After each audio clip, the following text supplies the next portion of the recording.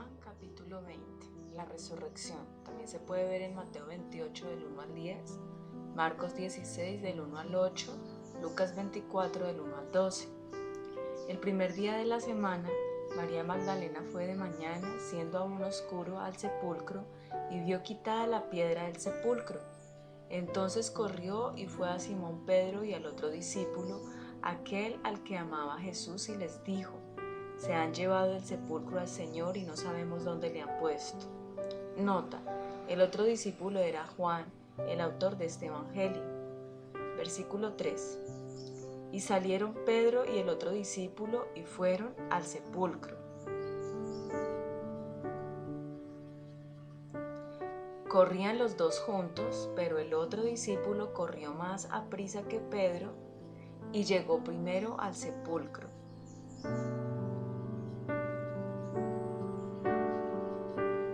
Y bajándose a mirar, vio los lienzos puestos allí, pero no entró. Luego llegó Simón Pedro tras él y entró en el sepulcro y vio los lienzos puestos allí.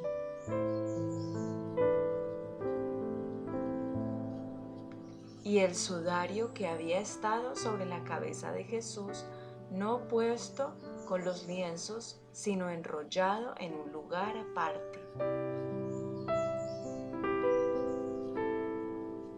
Entonces entró también el otro discípulo que había venido primero al sepulcro y vio y creyó. Porque aún no habían entendido la escritura, que era necesario que él resucitase de los muertos. Y volvieron los discípulos a los suyos.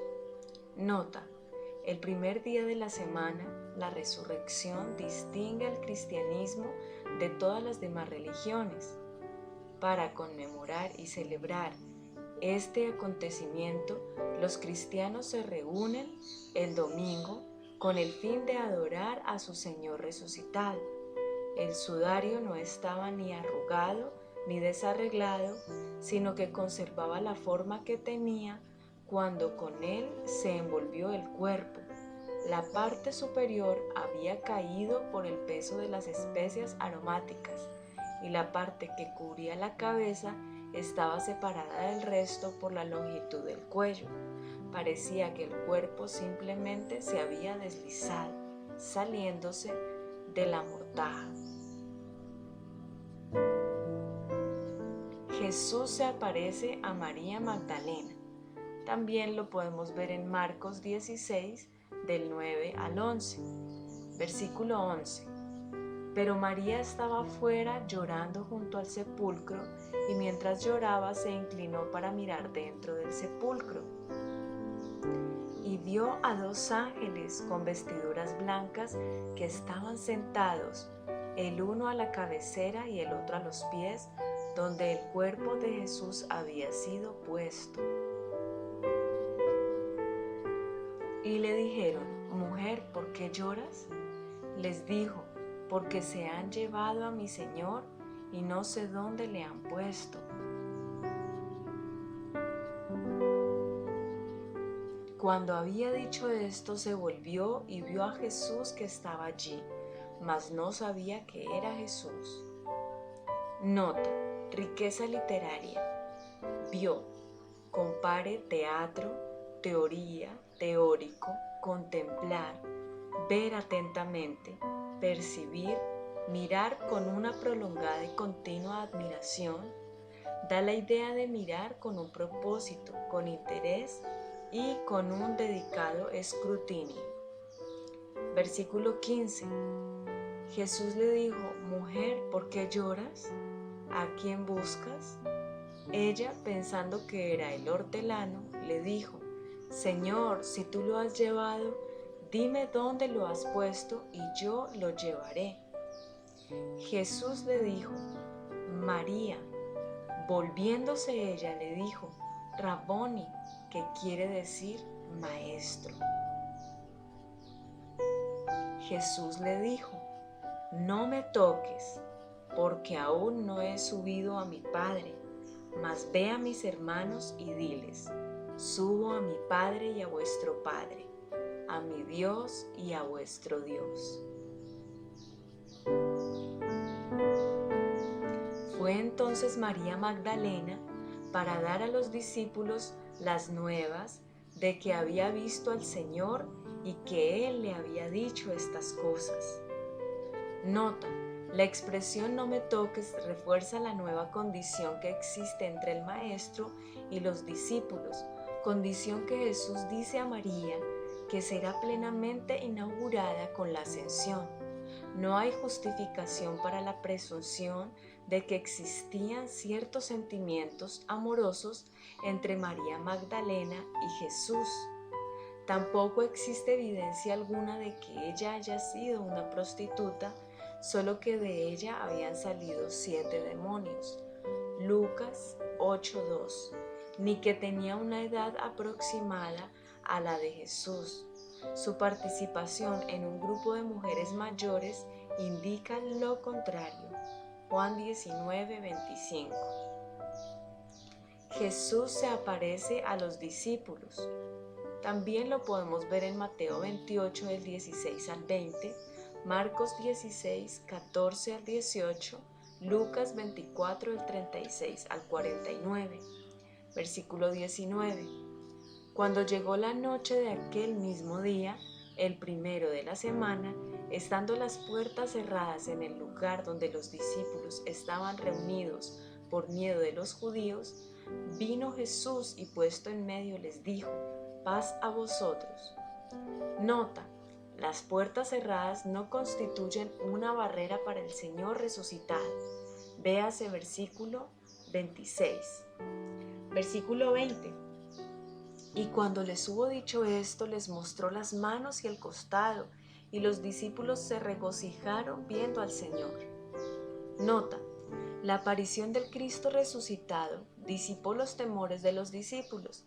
Ellos estaban convencidos de que Él era el mismo Jesús que había sido crucificado unos pocos días antes, como lo probaron las heridas en sus manos y costado.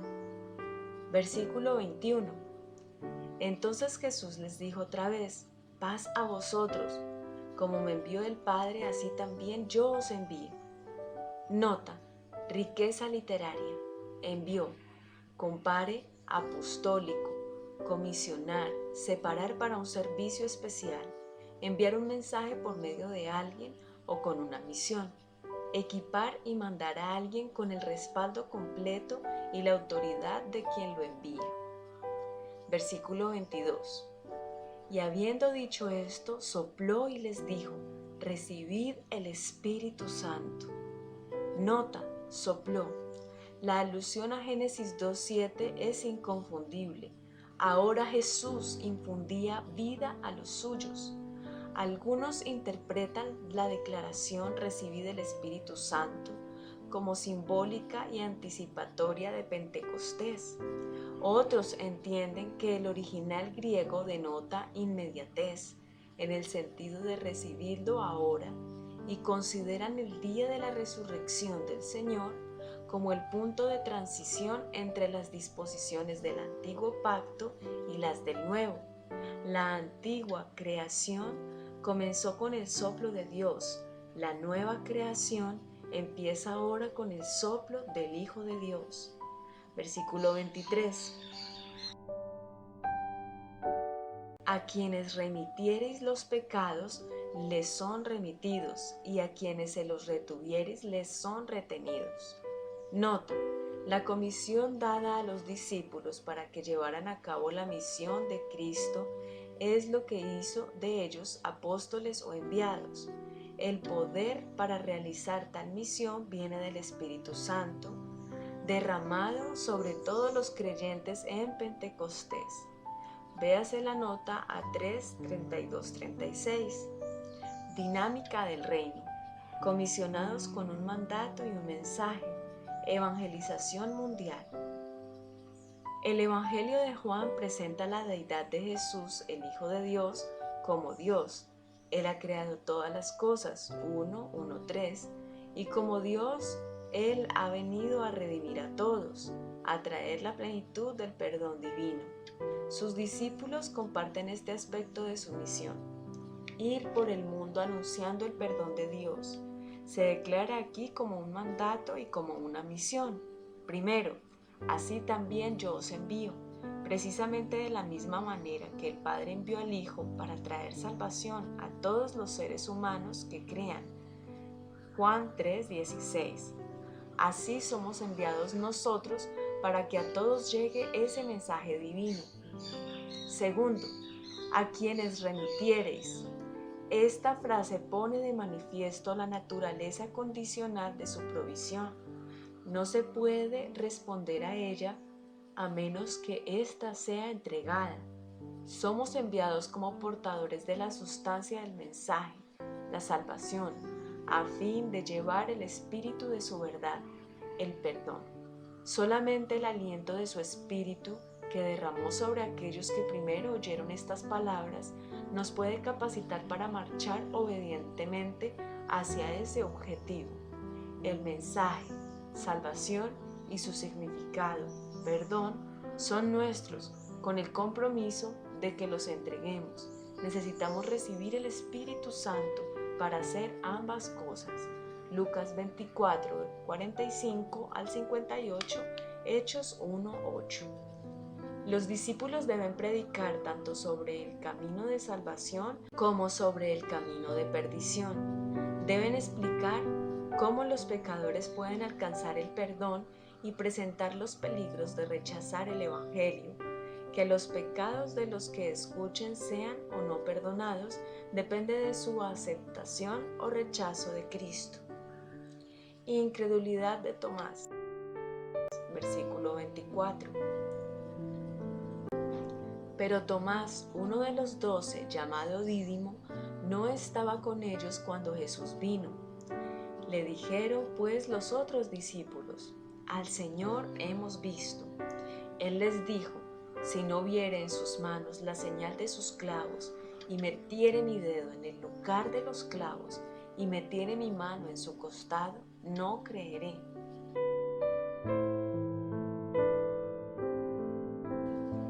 Ocho días después estaban otra vez sus discípulos dentro y con ellos Tomás. Llegó Jesús, estando las puertas cerradas, y se puso en medio de ellos y les dijo: paz a vosotros. Luego dijo a Tomás: pon aquí tu dedo y mira mis manos, y acerca tu mano y métela en mi costado, y no seas incrédulo sino creyente. Entonces Tomás respondió y le dijo: Señor mío y Dios mío.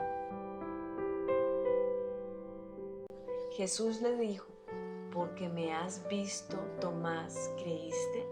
Bienaventurados los que no vieron y creyeron.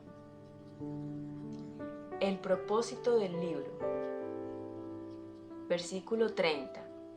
Hizo además Jesús muchas otras señales en presencia de sus discípulos, las cuales no están escritas en este libro, pero éstas se han escrito para que creáis que Jesús es el Cristo, el Hijo de Dios, y para que creyendo tengáis vida en su nombre.